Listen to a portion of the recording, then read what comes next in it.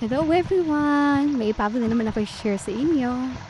Ang tawag ko dito ay dyed skin tofu or bean curd skin. Ito ay bagong trendy sa TikTok shop. Marami nag-comment na maalat daw ito kaya kailangan natin banlawan. So 3 beses ko siyang binanlawan para maalis yung alat niya. Ang gagawin ko dito ngayon ay stir fry tofu skin with vegetables. Para lang siyang pancit.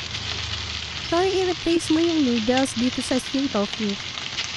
Para po sa mga gusto mag-diet, ito po ay raw calories. Ang sangkap nito ay bawang sibuyas, giniling ng baka. Para sa akin kasi mas malasa yung giniling na baka. Sinabay ko na yung bell pepper. Okay din sana kung may carrots, pero okay lang, may repolyo naman. So, parang pansit lang ito. So, ito ay i-replace ko na instead of noodles, etong skin tofu. Try nyo din.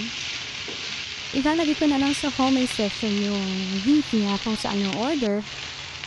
Skin tofu. So, first time nga namin matikman to. Ay, dapat ko ng ano ko at papaluto pa nga kinabukasan. Kanya, ito lang ang ulit, mami. So, another day, nag-order ulit ako kinabukasan, 1 kilogram na. So, mas marami. Mas makakatipid ka pag mag-order ka ng maramihan. Oyster lang ang nilagay ko dito, wala nang toyo. And we have oyster sauce pack. Ganito lang kadali. Stir fry skin tofu.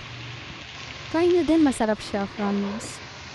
Hindi ko na nilagay niya ng water kasi nakababad naman yung skin tofu. Then, in-squeeze ko lang. O, di ba mukha siyang pasta? Mukha siyang noodles na rin. Ganito lang kasimple, tsaka ganun ko nakadali. Try nyo din. Time lalagyan ko na yan ng carrots. Try ko naman next time yung mga Korean sauce. And now, this is the moment of truth. Mukha lang siyang nasa Chinese restaurant yung Baozi. Char. So, this is it, pansit. Pero skin tofu yan. Thanks for watching.